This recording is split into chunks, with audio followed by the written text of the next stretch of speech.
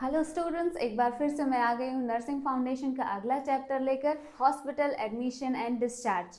तो हम इस चैप्टर में पढ़ेंगे कि किस तरीके से हॉस्पिटल में पेशेंट जो भी आता है अपनी कंडीशंस लेके, उसका जो होता है हेल्थ केयर पर्सनल्स के द्वारा एडमिशन किया जाता है और उनका प्रॉपर ट्रीटमेंट किया जाता है। ठीक है, तो हम शुरू करते हैं इंट्रोडक्शन से कि हॉस्पिटल में एडमिशन और डिस्चार्ज का क्या मीनिंग है। ठीक, तो इसमें क्या दिया गया है, hospital admission and discharge are essential administrative. ये क्या होते हैं, ये दोनों जो होते हैं essential administrative and nursing process that ensure continuity of patient care. ठीक है, बेसिकली इसका क्या पर्पज है कि ये इसलिए किया जाता है ताकि पेशेंट केयर में कंटिन्यूटी बनी रहे। Hospital admission refers to the formal process of accepting the patient into a health care facility for diagnosis, treatment, observation and surgery। तो बेसिकली जो होता है एडमिशन किस लिए हो रहा है,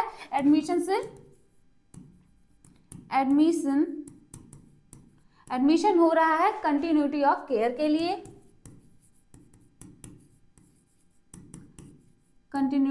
केयर के लिए, और किस लिए, डायग्नोसिस, ट्रीटमेंट, ऑब्जर्वेशन और अगर कॉम्प्लिकेशंस है तो मेजर जो होते हैं सर्जरी वगैरह है तो उसके लिए। ठीक है, तो इसके लिए जो होता है ये एडमिशन प्रोसेस किया जाता है। अब हॉस्पिटल डिस्चार्ज क्या होता है, तो हॉस्पिटल डिस्चार्ज जो होता है एक प्लान्ड प्रोसेस है, ये एक प्लान प्रोसेस है of releasing the patient from hospital after recovery. ठीक है, जब वो पूरा ट्रीटमेंट ले चुका होगा, वो रिकवरी फेज में होगा, उसके बाद इसको क्या किया जाता है, फर्दर प्लान करके उसे क्या किया जाता है, डिस्चार्ज किया जाता है हॉस्पिटल से। ठीक, it includes final medical evaluation, preparation of discharge summary and patient and family education regarding to medication, diet and follow up visits। तो ये सब कुछ, ये पूरा एक प्लानिंग के साथ प्रिपेयर करके उसके बाद पेशेंट को डिस्चार्ज किया जाता है। ठीक है, तो ये एडमिशन एंड डिस्चार्ज जो होता है ये दोनों एक तरीके का प्रोसेस है।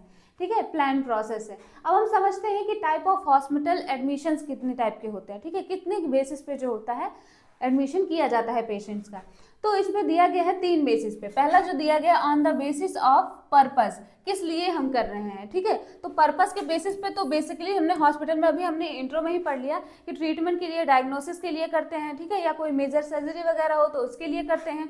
तो इसमें क्या है, थेराप्यूटिक एडमिशन, थेराप्यूटिक के लिए, और डायग्नोस्टिक एडमिशन। ठीक है, therapeutic admission for treatment of A illness. ठीक है, कोई इलनेस है उनके लिए, और डायग्नोस्टिक एडमिशन डायग्नोस करने के लिए, कोई डिजीज कंडीशन है उसको डायग्नोस करने के लिए, उसको उसका इवेल्युएशन करने के लिए हम एडमिशन करते हैं, ये टाइप का।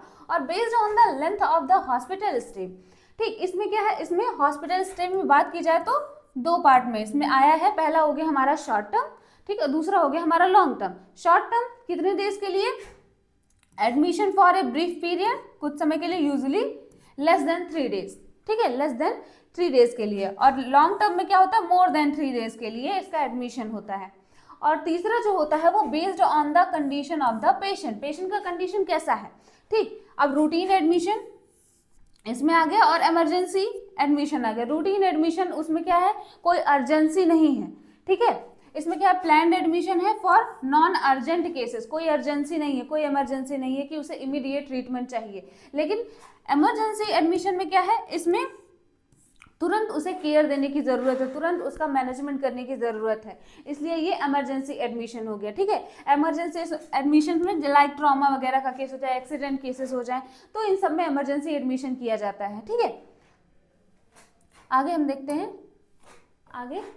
अच्छा, इसी में जो होता है हमारे सिलेबस में बताया गया है, जब हम एडमिशन करते हैं, ठीक है, तो अब एडमिशन में आता है तो हमारा उसके लिए क्या किया जाता है, एडमिशन बेड। ये नर्सेस की रिस्पॉन्सिबिलिटी होती है कि जैसे ही हमें पता चलता है या ऑर्डर मिलता है कि हाँ हमें न्यू पेशेंट का एडमिशन करना है, तो उसके अकॉर्डिंग पूरा वार्ड प्रिपरेशन, उसके अकॉर्डिंग जो होते हैं, जो भी उसके नीड्स है उनका प्रिपरेशन, जो भी उनके उससे रिलेटेड आर्टिकल है उनका प्रिपरेशन, ये सब कुछ जो होते हैं नर्सेस की रिस्पॉन्सिबिलिटी होती है कि उसे स्टार्ट कर दिया जाए। तो उसमें जो होता है हमारा पहला आता है कि एडमिशन बेड।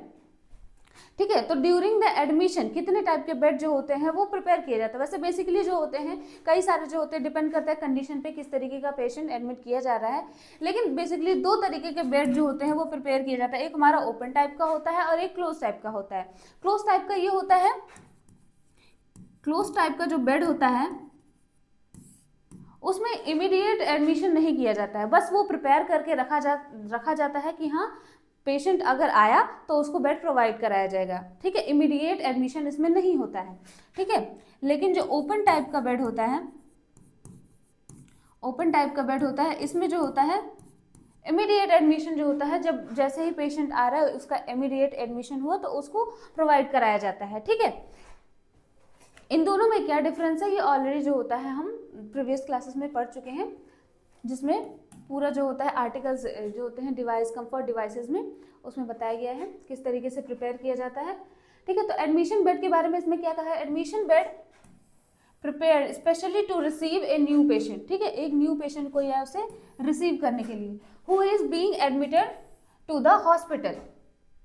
ठीक, it is arranged neatly with clean linen necessary equipment. ठीक है, ये सारे जो होते हैं, सारे कंफर्ट डिवाइसेस जो होते हैं, जो भी पेशेंट की कंडीशन के अकॉर्डिंग चाहिए होते हैं, प्रिपेयर्ड होते हैं, that the patient can be transferred safely and comfortably from stretcher wheel chair to the bed. ठीक है, इस तरीके से ये कंफर्टेबली जो होता है प्रिपेयर किया जाता है। ठीक है, purpose of admission bed is to provide immediate comfort.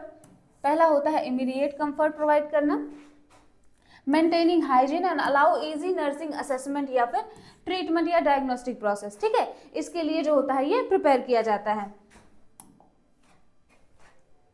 अब हम समझते हैं कि प्रोसीजर क्या होता है एडमिशन का। तो एडमिशन के प्रोसीजर की अगर हम बात करें, ठीक, तो सबसे पहला ज़रूरी ये है कि आप पेशेंट से रिलेटेड जितने भी डाटा हैं उनको कलेक्ट करें। ठीक है, इंफॉर्मेशन, तो इंफॉर्मेशन कलेक्ट करने से पहले नर्सेस क्या करती हैं, नर्सेस ही जो होती हैं वो हेल्थ केयर पर्सनल होती हैं, जो पेशेंट से फर्स्ट जो होता है इनकाउंटर उनका होता है ड्यूरिंग द एडमिशन। ठीक, तो वो क्या क्या काम करेंगी, तो हम समझते हैं सबसे पहला meet and receive the patient. Nurses का क्या काम है, meet and receive the patient. First encounter में मीट करेंगी, ठीक है, इंट्रोड्यूस करेंगी खुद को, और उनको क्या करेंगी, प्रॉपर जो होता है उनकी आइडेंटिटी को, उनसे रिलेटेड जितना भी उनका डेमोग्राफिक डाटा है उनको कलेक्ट करेंगी, उनको वेरीफाई करेंगी। ठीक है, introduce staff, assist to ward area के बारे में ओरिएंट करेंगी, and change cloth, apply ID band. ठीक है, आइडेंटिफिकेशन जो होता है वो उनके अकॉर्डिंग अप्लाई करेंगी। ये इतना काम जो होता है ये एक स्टेप में होता है हमारा, पहले स्टेप में। दूसरा जो स्टेप होता है वो एग्जामिनेशन एंड इनिशियल असेसमेंट। तो जब ये करती हैं, जब भी वो पेशेंट का डाटा कलेक्ट करना, जब भी वो सब्जेक्टिव डाटा कलेक्ट करना शुरू कर देती हैं, तो जो स्टार्ट जो होता है असेसमेंट प्रोसेस तभी से स्टार्ट हो जाता है। ठीक है, ऑब्जर्वेशन के थ्रू या फिर जो होता है स्टार्ट हो जाता है इसमें। तो सबसे पहला आता है इसमें perform head to toe assessment. ठीक है, पूरा हेड टू टो असेसमेंट किया जाता है उनका जनरल अपीयरेंस, उनका जेस्टर, पोस्टर, सब कुछ head to toe, hair, scalp, neck, पूरा हेड टू टो एग्जामिनेशन किया जाता है। कोई भी एबनॉर्मलिटी होती है तो उसका प्रॉपर जो होता है वो तुरंत ही डॉक्यूमेंटेशन होता है। And check height, weight, allergy history and required investigation, जो भी रिक्वायर्ड होते हैं वो सारे इसमें इस स्टेप में परफॉर्म किए जाते हैं नर्सेस के द्वारा। इसके बाद तीसरा जो स्टेप आता है एडमिशन प्रोसीजर का हमारा, coordination with health care team. ठीक है, coordination with health care team. अब यहाँ पर नर्सेस का क्या रोल होता है, नर्सेस का रोल होता है कि हेल्थ केयर टीम, जो भी उनके कंसल्टेटिव डॉक्टर हैं, ठीक है, फिजिशियन, उनसे क्या करना है, कांटेक्ट करना है, जो भी असेसमेंट का डाटा आया है उसके बारे में डिस्कस करना है। ठीक है, पेशेंट की कंडीशन के बारे में पूरा बताना है। ठीक, तो ये आ गया हमारा coordination, inform team members and carry out physician initial treatment order. ठीक है, ये काम हो गया। चौथा जो हमारा स्टेप आता है वो आता है orientation to patient and relatives.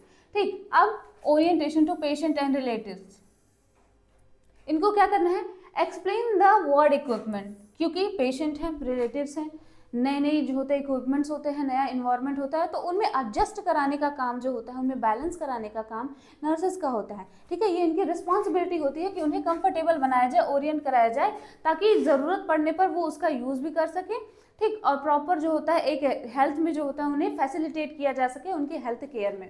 ठीक, एक्सप्लेन वार्ड इक्विपमेंट जो भी यूज हो रहा है, कॉल बेल कैसे यूज करना है, कैसे जो होता है हेल्प मांगना है, कोई भी अगर इमरजेंसी आती है उसके लिए बताना है, ट्रीटमेंट शेड्यूल क्या है, ठीक है, इसके बारे में उन्हें क्या करना है, ओरिएंट करना है, एंड विजिटिंग आवर, ठीक है, कब कब वो आके मिल सकते हैं पेशेंट से, ये सारी चीजों को उन्हें क्या करना है, एक्सप्लेन करना है। ठीक है, पांचवा जो हमारा स्टेप्स आता है एडमिशन प्रोसेस में वो है पॉलिसीज एंड पेशेंट राइट।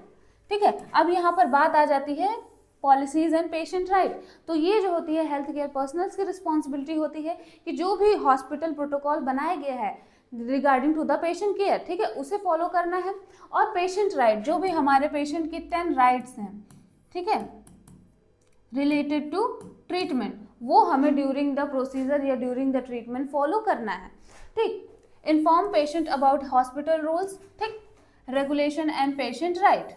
ठीक है, ये तो हमारी बात हो गई हेल्थ केयर पर्सनल की रिस्पॉन्सिबिलिटी। लेकिन ड्यूरिंग द एडमिशन क्या हो रहा है, ड्यूरिंग द एडमिशन इन्फॉर्म करना है पेशेंट को about the hospital rules and regulation. ठीक है, कि किस तरीके से जो होती है वहाँ पर ट्रीटमेंट प्रोसेस किया जाता है, क्या क्या वहाँ पर पॉलिसीज है रिलेटेड टू विजिटिंग और रिलेटेड टू डायग्नोस्टिक प्रोसीजर्स, उन सब के बारे में उन्हें क्या करना है, एजुकेट करना है, पहले से ही उन्हें बताना है। ठीक है, अब छठवां जो स्टेप आता है केयर ऑफ पेशेंट वैल्यूएबल। ठीक है, अब जो होता है ड्यूरिंग द एडमिशन प्रोसेस, ठीक है, ड्यूरिंग द एडमिशन प्रोसेस हमने पेशेंट से मिल लिया, ठीक, पेशेंट से मिल लिया, उससे रिलेटेड जितने भी डाटा थे वो कलेक्ट कर लिया। कलेक्ट करने के बाद हमने क्या किया, हमने हेल्थ केयर टीम में असेसमेंट परफॉर्म किया, हेल्थ केयर टीम मेंबर से कोऑर्डिनेट किया, कोऑर्डिनेट करने के बाद हमने क्या किया, ओरिएंटेशन किया पेशेंट का। उसके बाद हमने पॉलिसीज, पेशेंट राइट्स को उसके बारे में एजुकेट किया, उनके रिलेटिव्स को, पेशेंट को।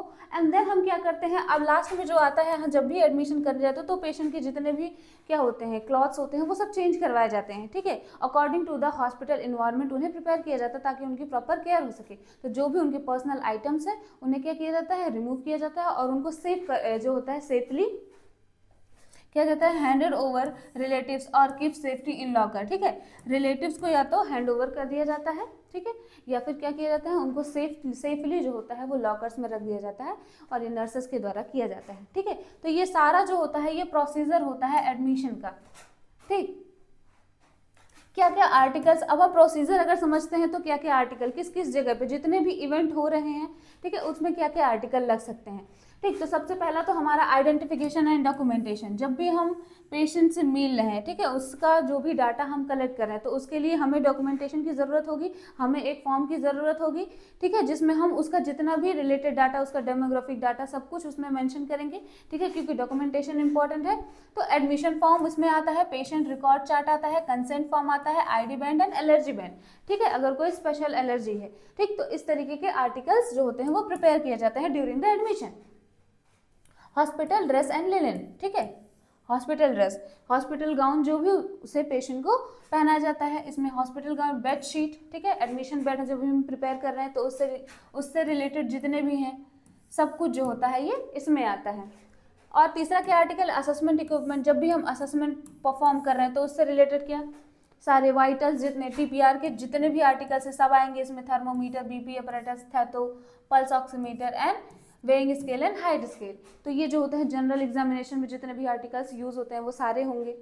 हाइजीन एंड पर्सनल केयर, इससे रिलेटेड भी जितने क्या comb, nail cutter and kidney tray and emesis basin, ये सारे हाइजीन रिलेटेड होंगे। इन्वेस्टिगेशन आर्टिकल्स, ठीक है, इसमें क्या आता है हमारा blood vacutainer, blood sample collect करने के लिए blood culture bottle, urine specimen container, ये सारे जो होते हैं आईवी कैनुला, ये articles during the admission prepare होते हैं। और लास्ट में जो होता है हमारा इमरजेंसी आर्टिकल, ठीक है, emergency article during the emergency admission, ये सारे जो होते हैं वो प्रिपेयर्ड होते हैं।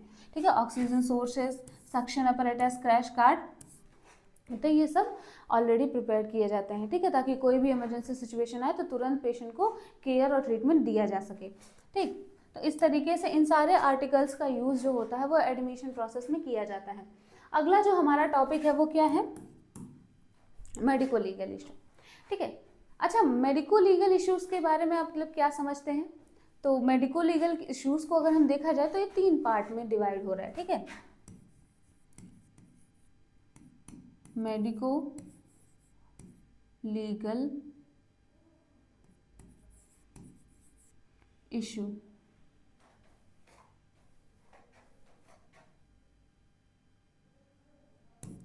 ठीक है, मेडिको लीगल इशू। मेडिको से हम क्या समझ सकते हैं, health health health care setting है, health personals, health care setting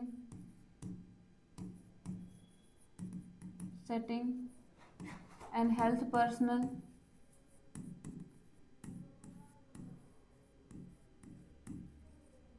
ठीक है, हेल्थ पर्सनल्स, ठीक,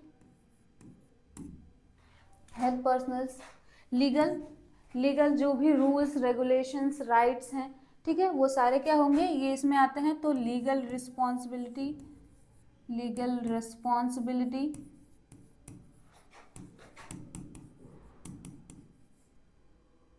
रिलेटेड टू लॉ, राइट्स,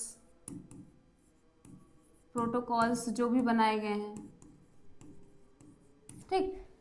और इश्यूज क्या होते हैं, इश्यूज एक तरीके का सिचुएशन, ठीक है, एक तरीके का सिचुएशन, एक सिचुएशन, और हम क्या कह सकते हैं, प्रॉब्लम, सिचुएशन या प्रॉब्लम, ठीक है।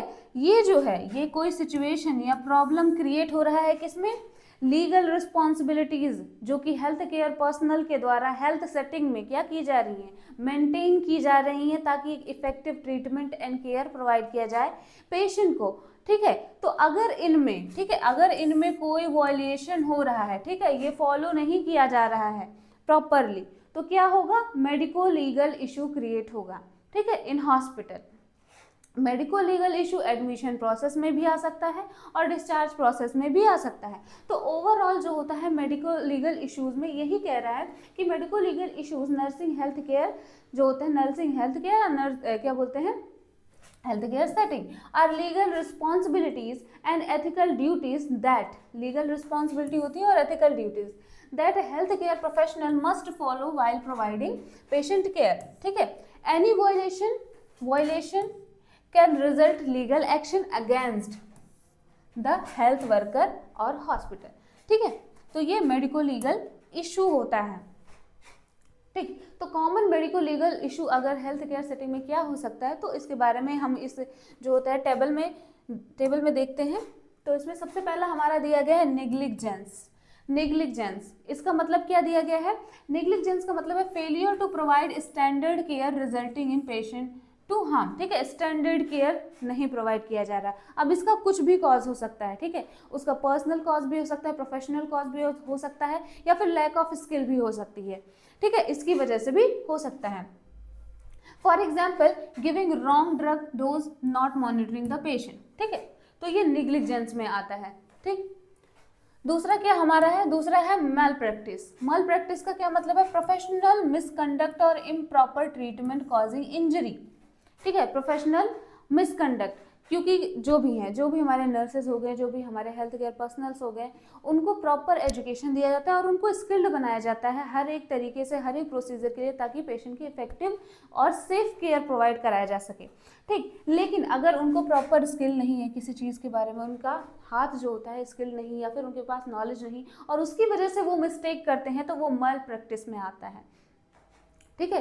उनके पास स्किल अगर नहीं है तो मल प्रैक्टिस में आएगा। तो performing procedure without adequate skill, ठीक है, ये जो होता है एग्जांपल्स में आते हैं। एंड असॉल्ट क्या होता है, assault threatening patient without touching, मतलब असॉल्ट एक तरीके का कंडीशन है, मेडिको लीगल कंडीशन, जिसमें जो होता है पेशेंट को जो होता है नॉट डायरेक्टली उन्हें फिजिकल कांटेक्ट के थ्रू हिट करके, या फिर डायरेक्टली नहीं, पर उन्हें डराया जाता है, वर्बल्स के थ्रू जाता है, फॉर एग्जांपल बोल के डराना, ठीक है, तो ये असॉल्ट में आता है। Forcing the patient verbally to accept treatment, ठीक है।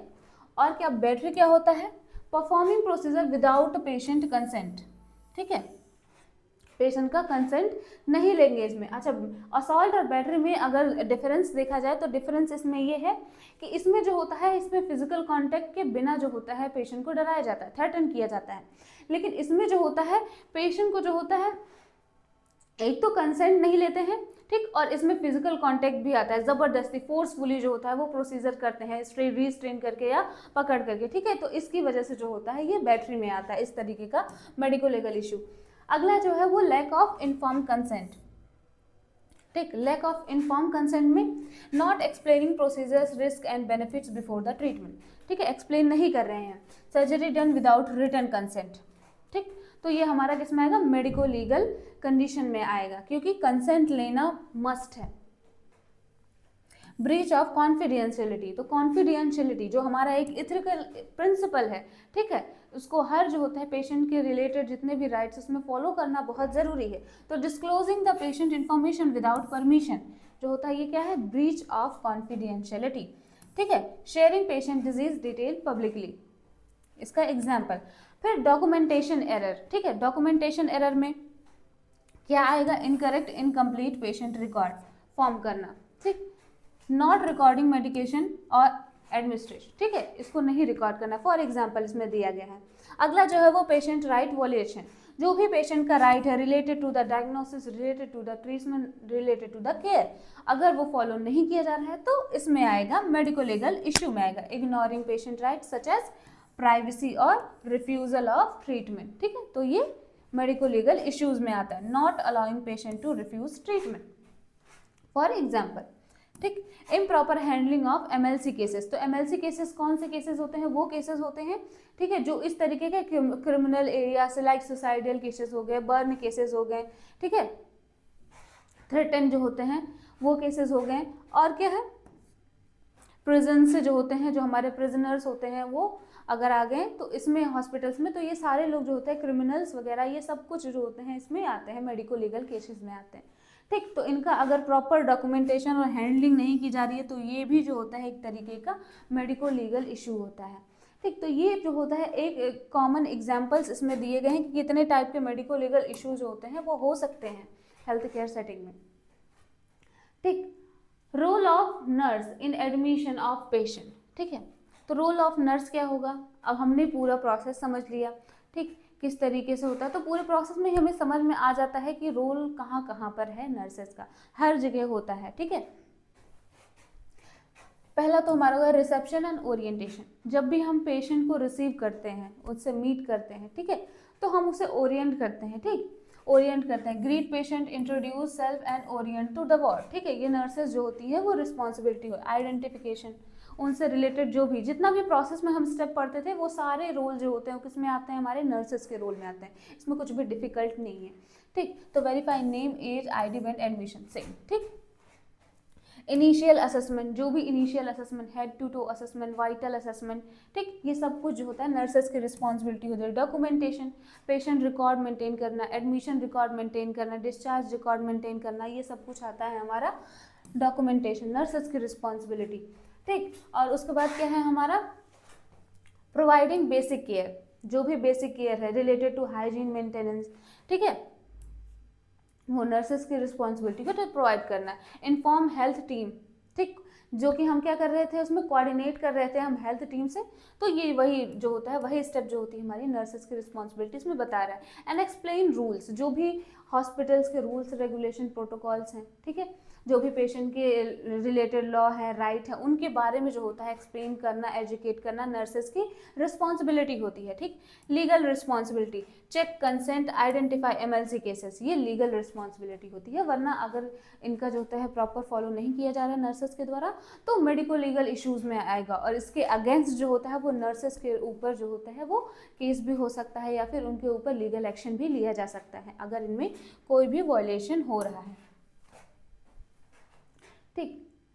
तो हम अपना पहला टॉपिक जो होता है हम पढ़ चुके हैं एडमिशन ऑफ द पेशेंट, ठीक। तो एडमिशन ऑफ द पेशेंट में हमने मीनिंग समझा, हमने उसका टाइप समझा, हमने उसका जो होता है प्रोसेस क्या होता है वो समझा, ठीक, क्या क्या आर्टिकल्स उसमें यूज़ होते हैं वो समझा, नर्सेस की रिस्पॉन्सिबिलिटी, ठीक, मेडिको लीगल इश्यूज़ क्या हो सकते हैं वो समझा, और नर्सेस की रिस्पॉन्सिबिलिटी, ठीक है।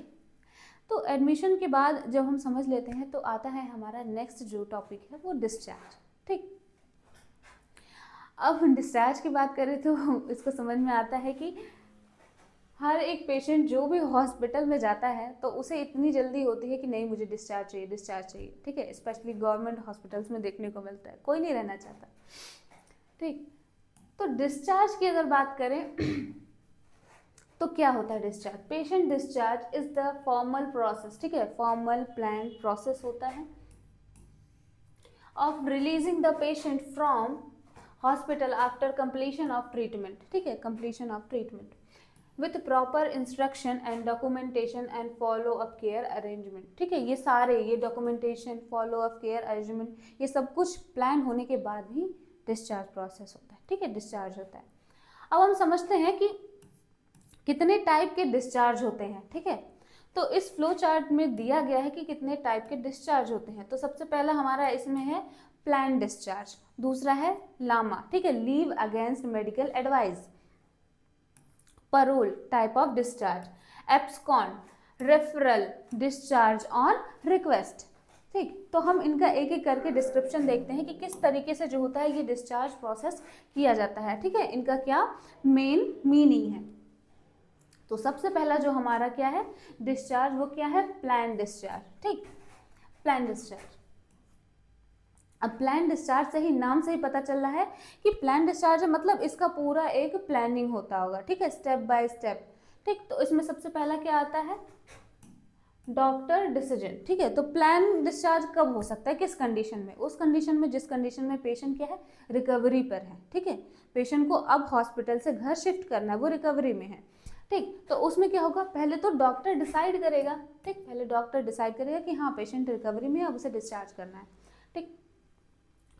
नेक्स्ट क्या होता है ट्रीटमेंट कंप्लीटेड, इसमें का फीचर है कि ट्रीटमेंट कंप्लीटेड हो चुका होता है, ठीक, एंड पेशेंट जो होता है वो स्टेबल कंडीशन में होता है, एंड डिस्चार्ज समरी जो होता है इस कंडीशन में प्रोवाइड किया जाता है, ठीक है। डिस्चार्ज समरी जो होता है मेडिकेशन रिलेटेड जितने भी एजुकेशन होते हैं वो प्रोवाइड, और फॉलो अप विजिट के बारे में वो पूरा एजुकेशन देकर फिर क्या किया जाता है उन्हें डिस्चार्ज किया जाता है, ठीक है। ये प्लान डिस्चार्ज हमारा होता है। दूसरा जो टाइप है वो हमारा क्या है लीव अगेंस्ट मेडिकल एडवाइस, ठीक है। ये टाइप ऑफ डिस्चार्ज का क्या मीनिंग है, इसमें जो होता है जो पेशेंट होते हैं या पेशेंट के रिलेटिव होते हैं वो बिना डॉक्टर के परमिशन के जो होते हैं वो हॉस्पिटल जो अपना एडमिशन ड्यूरेशन है वो ख़त्म कर देते हैं और हॉस्पिटल छोड़कर चले जाते हैं, ठीक। इसमें क्या है पेशेंट लीव वॉलंटरी, अपनी मर्जी से पेशेंट चला जाता है, ठीक है, voluntary, and without doctor approval बिना, एंड रिस्क एक्सप्लेन। इस कंडीशन में ये भी हो सकता है कि पेशेंट को जो होता है वो रिस्क हो, ठीक है, उसका डिजीज, क्योंकि उसमें डिजीज जो होता है इसका प्रॉपर ट्रीटमेंट कंप्लीटेड नहीं है और ना ही डिजीज क्योर हुआ है, ठीक है, उसके साइन एंड सिम्टम हो सकते हैं वो सीवियर हो जाएं, ठीक। तो इस कंडीशन में जो होता है वो डॉक्टर अप्रूवल नहीं देता है, लेकिन क्या होता है पेशेंट अपनी मर्जी से क्या होते हैं चले जाते हैं। तो कंसेंट फॉर्म साइन, ठीक है, इसमें कंसेंट जो होता है लामा में इसके लिए जो होता है एक कंसेंट जो होता है वो लिखवा लिया जाता है अपनी पर्सनल सेफ्टी के लिए, ठीक है। तो इस टाइप का जो होता है वो काफ़ी देखने को मिलता है। फिर तीसरा जो टाइप है हमारा एब्सकॉन्ड है, ठीक। एब्सकॉन्ड का मतलब क्या है गायब हो जाना, ठीक है, इसका एक मीनिंग है गायब हो जाना, बिना बताए कहीं भी जाओ गायब हो जाना, ठीक है। तो इसका रियल मीनिंग क्या है भाई देखते हैं, पेशेंट रन अवे, ठीक, हॉस्पिटल छोड़ के ही भाग जाए, विदाउट इन्फॉर्मिंग स्टाफ, ठीक है, स्टाफ को कोई जो होती है नॉलेज इसमें नहीं होती है, ये डिफरेंस है लीव अगेंस्ट मेडिकल में एडवाइस में और एब्सकॉन्ड में, ये डिफरेंस हो सकता है, ठीक है। उनमें जो होता है इतना इन्फॉर्मेशन होती है, ठीक है, कि पेशेंट जा रहा है, लेकिन इनमें इन्फॉर्मेशन नहीं होती है। नो फॉर्मल डिस्चार्ज, कोई फॉर्मल डिस्चार्ज नहीं होता है, कोई डिस्चार्ज समरी उन्हें नहीं मिलती है, ठीक। हॉस्पिटल अथॉरिटी जो होती है वो इन्फॉर्म्ड, ठीक है, आफ्टर जब वो चले जाते हैं तो हॉस्पिटल अथॉरिटी को इसमें इन्फॉर्म करना नेसेसरी होता है, ठीक है, क्योंकि कोई भी डॉक्यूमेंटेशन अवेलेबल नहीं होता है इस कंडीशन में, क्योंकि विदाउट नॉलेज ऑफ स्टाफ जो होते हैं वो चले जाते हैं हॉस्पिटल छोड़ के इस कंडीशन में। चौथा जो हमारा टाइप होता है वो रेफरल होता है, transfer to the higher centre, ठीक है। किस कंडीशन में किया जाता है रेफरल, जब उसे एडवांस ट्रीटमेंट की ज़रूरत होती है, ठीक है, कोई सीवियर कंडीशन हो गया या फिर एडवांस लाइक न्यूरो सर्जरी हो गई, तो स्पेशलिस्ट केसेस में जो होते हैं जब उसे स्पेशलिस्ट ट्रीटमेंट की ज़रूरत होती है तब इस कंडीशन में हायर लेवल पर क्या करते हैं रेफ़र किया जाता है, ठीक। Specialised care needed and referral letter इसमें जो होता है दिया जाता है प्रॉपर डॉक्यूमेंटेशन के साथ, प्रॉपर जो होता है जो भी उसके जो होते हैं डिस्चार्ज प्रोसेस है, डिस्चार्ज समरी है, वो सब कुछ इस टाइप में दिया जाता है। And continuity of the treatment, और ट्रीटमेंट की कंटिन्यूटी प्रॉपर मेंटेन रहती है, ठीक है। ट्रांसफर जब भी पेशेंट को करते हैं proper oxygen cylinder proper maintenance के साथ, उसका स्टेबल, जब कंडीशन स्टेबल होता है तभी उसे रेफर किया जाता है उसी कंडीशन में, ठीक। तो ये इसके जो होते हैं फीचर होते हैं। अगला जो टाइप है वो क्या है, discharge on request. Discharge on request की बात करें तो पेशेंट रिलेटिव रिक्वेस्ट, ठीक है, रिक्वेस्ट करते हैं वो कि मुझे डिस्चार्ज करना है। किस कंडीशन में वो रिक्वेस्ट कर सकते हैं, तब कर सकते हैं जब उनको ऐसा लग रहा हो कि काफ़ी ज़्यादा कॉस्ट लग रहा है, ठीक है, काफ़ी ज़्यादा उन पर फाइनेंशियल बर्डन आ रहा है, तो इस कंडीशन में वो रिक्वेस्ट कर सकते हैं। या इस कंडीशन में वो रिक्वेस्ट कर सकते हैं कि पेशेंट थोड़ा स्टेबल है, ठीक, तो उसे अब घर पर केयर किया जा सकता है, तो वो हॉस्पिटल में नहीं रहना चाहता, तो इस कंडीशन में भी हो सकता है, ठीक। तो पेशेंट रिलेटिव जो होते हैं वो रिक्वेस्ट से जो पेशेंट को डिस्चार्ज कराते हैं। एंड बिफोर ट्रीटमेंट कंप्लीशन, इसमें भी ये फीचर है कि ट्रीटमेंट इसमें भी कंप्लीट नहीं होता है। डॉक्टर जो होता है वो इन्फॉर्म्ड होता है, डॉक्टर को पता होता है, एंड रिटन कंसर्न टेकन, ठीक है, रिटन कंसर्न देने के बाद ही वो हॉस्पिटल छोड़ते हैं। ये हमारा डिस्चार्ज ऑन रिक्वेस्ट हो गया, ठीक। फिर अगला जो हमारा टाइप है वो क्या है, परोल। परोल में क्या होता है, ठीक है, परोल हमने वर्ड सुना होगा कि जो लोग, बहुत कॉमन सुना होगा, जो लोग जेल में जाते हैं वो कुछ समय के लिए क्या परोल पे निकलते हैं, बाहर निकलते हैं, तो उसी से रिलेटेड है, ठीक है, पर अलग है, क्रिमिनल्स नहीं है पेशेंट। तो अगला परोल इसमें क्या कहता है, टेम्परेरी डिस्चार्ज, मतलब कुछ समय के लिए, ठीक है, कुछ लिमिटेड समय के लिए उसे हॉस्पिटल से बाहर भेजना। एंड स्पेशल रीज़न लीगल या फैमिली हो सकता है, ठीक है। लिमिटेड टाइम पीरियड होता है, ठीक है, कुछ समय के लिए, कुछ दिनों के लिए। And return to hospital required, और रिटर्न जो होता है वो ज़रूरी होता है, और ये प्रोसेस भी प्रॉपर डॉक्यूमेंटेशन के साथ किया जाता है, ठीक। ठीक, तो हमने पढ़ लिया कि डिस्चार्ज के टाइप क्या होते हैं, ठीक। अब हम समझेंगे कि क्या प्रोसेस होता है डिस्चार्ज करने का, किस तरीके से उन्हें जो होता है डिस्चार्ज किया जाता है, क्योंकि डिस्चार्ज क्या है, एक प्लान प्रोसेस है, ठीक। तो हम इसको कैसे समझ सकते हैं, एक न्यूमोनिक के थ्रू, ठीक है। कौन सा न्यूमोनिक, आइडियल, ठीक, ideal, ideals rules and regulation follow करना है डिस्चार्ज के टाइम, बस ऐसे याद रखो, ठीक। तो आई फॉर इसमें क्या है, आई फॉर इंक्लूड, इंक्लूड मतलब अब यहाँ पर आ गए नर्सेस, ठीक है, अब कौन कौन आ गया, नर्सेज आ गए, ठीक, नर्सेज, ठीक। और कौन कौन होंगे टीम मेंबर में, और होंगे हमारे डॉक्टर, जो भी फिजिशियन, जो भी कंसल्टेंट डॉक्टर्स, ठीक है। एक क्या होगी, एक जो होती है सीनियर नर्स होगी, और एक क्या, जूनियर नर्स, ठीक। अब क्या डॉक्टर ने क्या किया, ऑर्डर दिया कि हाँ पेशेंट जो होता है रिकवरी कर रहा है, उसका जितना भी ट्रीटमेंट जो होता है प्रोसेस वो कंप्लीट हो चुका है, पेशेंट को अब डिस्चार्ज करना है, ठीक। सीनियर नर्स को उसने क्या किया, ऑर्डर दिया, सीनियर नर्स ने क्या किया, जितने भी उनके जो होते हैं जूनियर नर्सेस थे, स्टाफ नर्सेस थे, उन सभी से बात की कि हाँ इस पेशेंट को हमें डिस्चार्ज करना है, उससे रिलेटेड प्रोसेस स्टार्ट कर दो, ठीक। अब ये क्या करेंगे, अब ये प्रोसेस स्टार्ट कैसे होगा, अब ये जाएंगे तो इंक्लूड, ठीक, इंक्लूड आता है, include patient and patient family, ठीक है।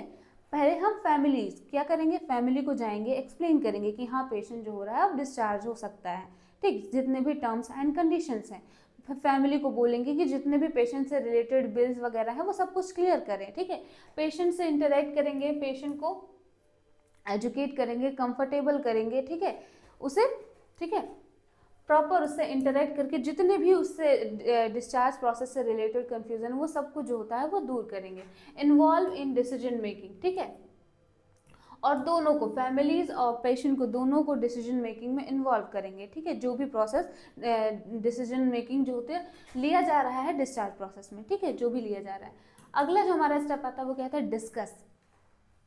डिस्कस में क्या है, डिस्कस मेडिकेशंस, ठीक है, जो भी अब जो ट्रीटमेंट चल रहा था मेडिकेशन का ड्यूरिंग द हॉस्पिटल, फिर जब वो घर जा रहा है तो उसमें चेंजेस होंगे, ठीक है। तो अब जैसे कि आईवी से ओरल पे चला गया, तो ओरल पे आ गया तो टैबलेट्स होंगे, कैप्सूल्स हो गए, टैबलेट, तो उसमें कैसे उसे लेना है, ठीक है, क्या क्या टाइम होगा, क्या फ्रिक्वेंसी होगा, ये सब कुछ उसे एजुकेट करना है। डिस्कस मेडिकेशंस, फैमिली और पेशेंट दोनों को। वार्निंग साइन एंड सिम्टम, ठीक है, कोई warning sign and symptom complication अगर हो जाए तो उससे रिलेटेड उसे एजुकेट करना है। लाइक मान लीजिए किसी पेशेंट की सर्जरी हुई है, अब वो जा रहा है, ठीक है, घर पे, तो हो सकता है कि घर पे जाए, अगर प्रॉपर हाइजीन मेंटेनेंस ना हो, ठीक है, तो उसकी वजह से सर्जिकल साइट पे उसे इन्फेक्शन वगैरह हो जाए, तो उससे रिलेटेड जो भी साइन एंड सिम्टम है उसके बारे में क्या करना है, एजुकेट करना कि अगर ऐसा कुछ होता है तो आपको तुरंत हॉस्पिटल आना है, ठीक। Follow up plan, follow up plan, कब कब प्लान किया गया है, कब कब आना है, उन सभी के बारे में उनको एजुकेट करना है। एंड लाइफस्टाइल मॉडिफिकेशन, ठीक है, क्योंकि पेशेंट ऑन द ट्रीटमेंट है, पर रिकवरी पर है, पर अब उसे रिहेबिलिटेशन में जाना है, उसे दोबारा से अपना वेलनेस लेवल अचीव करना है, तो लाइफस्टाइल मॉडिफिकेशन नेसेसरी है, ठीक है। तो किस तरीके से लाइफस्टाइल मॉडिफिकेशन करके अपने हेल्थ को इम्प्रूव कर सकते हैं, इन सब के बारे में क्या करते हैं nurses during the discharge process discuss करती हैं, ठीक। अगला जो आता है ई, ठीक है, आई हो गया, डी हो गया, ई। ई क्या है, ई फॉर एजुकेट, ठीक है। अब आता है हेल्थ एजुकेशन का बारे में, ठीक। इसमें क्या करेंगे, डिजीज कंडीशन, ठीक, डिजीज कंडीशन जो भी है उसके बारे में उसे एजुकेट करेंगे कि किस तरीके से वो डेवलप हुआ, उसका ट्रीटमेंट क्या था, आगे क्या कॉम्प्लिकेशन हो सकता है, इन सब के बारे में उसे बताएंगे। ट्रीटमेंट प्लान, ट्रीटमेंट प्लान के बारे में जो कुछ भी है वो एक्सप्लेन करेंगे। Wound care and device care, ठीक है, वुंड केयर सर्जिकल, जैसे कि मैंने बताया सर्जिकल अगर इंसीजन वगैरह हुआ तो किस तरीके से उसका केयर करना है वो। डिवाइस केयर, इन सब के बारे में बताएंगे। एंड डाइट एक्टिविटी एडवाइस, ठीक है, इन सब के बारे में उन्हें एजुकेट करेंगे।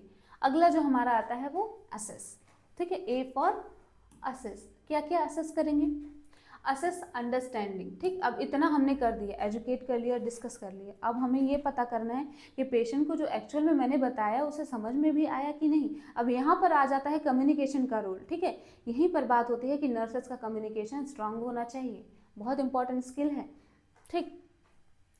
फाइनेंशियल रिसोर्सेज, ठीक, अब यहाँ पर फाइनेंशियल रिसोर्सेज जो भी हैं उनको असेस करना है। And home support and learning needs, ठीक, इन सब को असेस करना है, ठीक। फाइनेंशियल रिसोर्सेज उसके ठीक है कि नहीं, उसने जो बिल वगैरह है उसको क्लियर किया है कि नहीं, ये सब कुछ जो होता है वो असेस करेंगे। एंड होम सपोर्ट, उसे होम सपोर्ट की ज़रूरत है तो किस तरीके से होम केयर वगैरह मैनेज किया जा सकता है, ये सब कुछ उन्हें जो होता है ये असेस करेंगे, उनकी नीड्स को, ठीक। जो भी एजुकेट और डिस्कस किया है इन सब को वो असेस करेंगे। उसके बाद अगला जो होता है हमारा आता है lesson, L for lesson, listen, listen to concern. अब हमने डिस्कस कर लिया, हमने अपनी कह दी तो अब हमें सामने वाले की भी सुनना पड़ेगा, तो लास्ट में ये स्टेप आता है लिसन टू कंसर्न, जो भी उनका कंसर्न है, उनके डाउट्स हैं उन्हें सुनना है, क्लैरिफाई करना है उनके डाउट्स को। एंड एड्रेस बैरियर, ठीक है, जो भी हमारा कम्युनिकेशन में बैरियर आया है जिसकी वजह से अंडरस्टैंडिंग गैप आई है उसको एड्रेस करना, उसे रिजॉल्व करना है, ठीक। तो ये हमारा पूरा जो होता है एक डिस्चार्ज का प्रोसेस होता है और किस तरीके से किया जाता है इसमें मैंने बता दिया, ठीक। ये तो बहुत ही ईजी था। अब अगला जो इसमें दिया गया है कि medico legal issue in discharge process, जैसा कि मैंने कहा था ये डिस्चार्ज प्रोसेस में भी हो सकता है, तो क्या क्या हो सकता है, डॉक्टर्स ऑर्डर, ठीक है, बिना डॉक्टर के ऑर्डर के डिस्चार्ज नहीं किया जा सकता, ठीक है, जैसे मैंने पहले बताया, ठीक। तो अगर उसने ऑर्डर नहीं दिया है और डिस्चार्ज कर दिया तो ये मेडिकल लीगल इशू हो जाएगा, मेडिको लीगल, ठीक। तो unauthorise discharge, written discharge order required, ठीक है, कुछ भी हो जाए, ओरल ज़रूरी नहीं होता है, जितने भी जो होते हैं प्रोसेस किए जाते हैं, प्रोसीजर्स किए जाते हैं वो सब कुछ रिटन डॉक्यूमेंटेशन होता है, ठीक। Consent form, lack of inform consent, consent ज़रूरी होता है, या फिर लामा का डिस्चार्ज हो गया, डिस्चार्ज ऑन रिक्वेस्ट हो गया, हर एक फॉर्म में जो होता है वो कंसेंट ज़रूरी होता है, ठीक। फिर डॉक्यूमेंटेशन, अगर इनकम्प्लीट रिकॉर्ड है तो इस कंडीशन में भी मेडिको लीगल इशू हो सकता है। Discharge summary, discharge incorrect missing details, जितना होना चाहिए वो सब कुछ प्रेजेंट नहीं है। Diagnosis, treatment, follow up clearly written होना चाहिए, ये तीनों प्रेजेंट होना चाहिए डिस्चार्ज समरी में। एंड प्रेस्क्रिप्शन, मेडिकेशन एरर अगर है, ठीक, क्लियर ड्रग नेम नहीं, डोज नहीं, ड्यूरेशन नहीं, तो ये भी जो होता है ये मेडिको लीगल इशू कॉज कर सकता है, क्योंकि पेशेंट के राइट्स जो होते हैं यहाँ पर वॉलिएट होंगे। And patient education, failure to inform patient, ठीक, इसमें danger sign, home care instruction explain, इसमें भी मेडिको लीगल इशू जो होता है आता है। एंड एमएलसी केसेस, ठीक। एमएलसी केसेस का लीगल फॉर्मेलिटीज अगर कंप्लीट नहीं हुई और आपने डिस्चार्ज कर दिया हॉस्पिटल से, तो इसमें भी जो होता है मेडिको लीगल इशू हो सकता है डिस्चार्ज प्रोसेस में। फिर लास्ट में वही कॉन्फिडेंशियलिटी, तो ये आपको हर लेवल पे मेंटेन करना है, ठीक है, जब तक पेशेंट जो होता है हॉस्पिटल में एडमिट है या फिर जब तक डिस्चार्ज नहीं हो जाता। ठीक। फिर लामा, इसमें क्या है, नो प्रॉपर रिपोर्टिंग। इसमें अगर नो प्रॉपर रिपोर्टिंग है तो ये बेसिकली जो होता है लामा एंड एब्सकॉन जो होते हैं ये मेडिको लीगल इश्यूज में ही आ जाते हैं। ठीक। फिर आइडेंटिफिकेशन, रॉन्ग पेशेंट डिस्चार्ज, ठीक है, verify patient identity before discharge. गलत पेशेंट को अगर डिस्चार्ज कर दिया तो ये भी जो होता है एक तरीके का मेडिको लीगल इशू हो जाएगा इन डिस्चार्ज। ठीक। चलो हमने समझ लिया कि डिस्चार्ज जो होता है क्या मेडिको लीगल इशू हो सकता है। अब हम समझते हैं रोल ऑफ नर्स। तो रोल ऑफ नर्स की अगर बात की जाए तो ईजी है, प्रोसेस समझ लिया हमने ये सब कुछ। तो रोल ऑफ नर्स क्या होगा, सेम वही सेम होगा। क्या हो सकता है, तो सबसे पहले उनकी क्या रिस्पॉन्सिबिलिटी है कि डॉक्टर्स के ऑर्डर्स को फॉलो करना ड्यूरिंग द डिस्चार्ज। ठीक है। उसके बाद असेस रेडीनेस, कितना ready, assess the patient condition and home support. ठीक है, असेस करना है कि वाकई वो डिस्चार्ज करने लायक है भी या नहीं। ठीक। हेल्थ एजुकेशन, जिससे सब कुछ, ठीक है, ये डाइट से लेके एक्टिविटी, वुंड, डेंजर साइन, इन सब से रिलेटेड जितना भी डिस्चार्ज का प्रोसेस है उसमें जो भी आता है वो हेल्थ एजुकेशन, वो सब कुछ नर्सेज की रिस्पॉन्सिबिलिटी है। मेडिकेशन टीचिंग नर्सेज की responsibility. Prepare document, remove equipment, coordinate services, documentation, billing guidance, assist the patient in completing the billing formalities. ठीक है, ये भी जो होता है नर्सेज की रिस्पॉन्सिबिलिटी होती है। और लास्ट में सेफ ट्रांसफ़र।